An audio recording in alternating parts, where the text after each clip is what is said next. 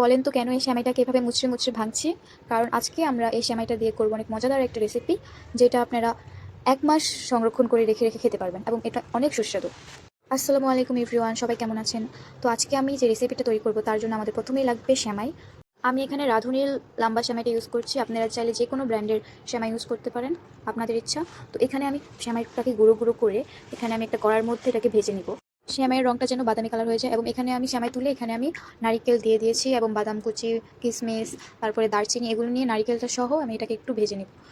এবং এখানে আমি দিয়ে দিয়েছি গুড়, খাঁটি গুড়। এই গুড়টার কারণেই হচ্ছে এটা অনেক বেশি মজা লাগে, অনেক সুস্বাদু একটা খাবার হয়। এখন আমি গুড়ের সাথে নারিকেল দিয়ে ভালোভাবে এটাকে মিক্সড করে নিব। তারপর এখানে দিয়ে দিয়েছি বেকিং সোডা। এখন এটাকে নাড়বো। এখানে ভালো করে নাড়তে থাকতে হবে, নাহলে এটা কড়াইয়ের সাথে লেগে যাবে। এখানে আমি কিছুক্ষণ এটাকে কড়াইতে রেখে দিব, যাতে এটা তাপটা লেগে এটা একটু শক্ত হয়ে যায় এবং একটু খেতে মচমচে হয়। এবং কিছুক্ষণ পর আমি আবার এটাকে নাড়তে থাকবো, যাতে এটা কড়াইয়ের নিচে না লেগে যায়। আমাদেরকে এটা এমনভাবে তৈরি করতে হবে, এটা নাড়তে নাড়তে এখান থেকে পানি বের হবে, মানে একটু পানি পানি টাইপ দেখা যাবে। যতক্ষণ না ওরকম আসছে ততক্ষণ আমরা এটাকে চুলায় রেখে দেবো। এবং দেখতেই পাচ্ছেন এখানে সেরকম গুড়ের থেকে যে পানিটা সেটা বের হয়ে আসছে এবং দেখতেই ভালো লাগছে।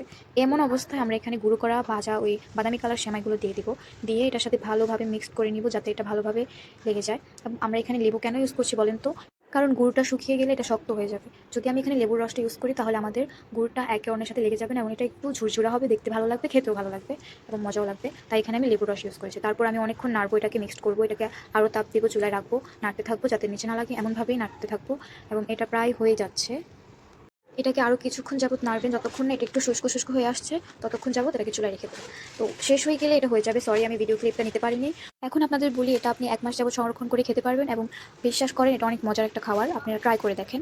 আজকের মতো এতটুকুই। পরবর্তীতে নতুন রেসিপি নিয়ে আসবো। সবাই ভালো থাকবেন। আসসালামু আলাইকুম।